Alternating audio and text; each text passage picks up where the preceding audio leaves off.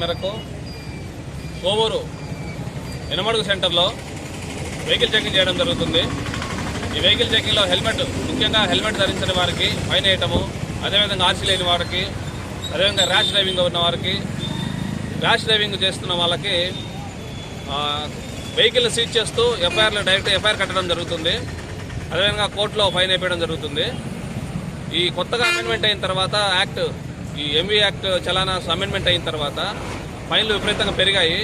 దాని గురించి ముందుగా కొంతవరకు అవేర్నెస్ కలిగిస్తున్నాము. మరీ శృతి మించినప్పుడు ఫైన్లు వేస్తూ ఉన్నాము. ఇది ఇక్కడ నుంచి కంటిన్యూ అవుతుంది. కనీసం హెల్మెట్ పెట్టుకోకపోతే గతంలో 135 రూపీస్ పడేది, ఇప్పుడు 1000 రూపాయలు పడుతుంది.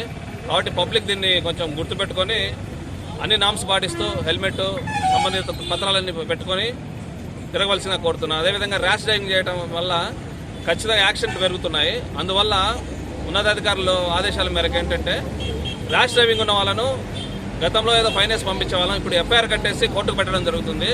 ఇది ప్రజలు గమనించేసి జాగ్రత్తగా ఉండవలసిందిగా కోరుతున్నాము.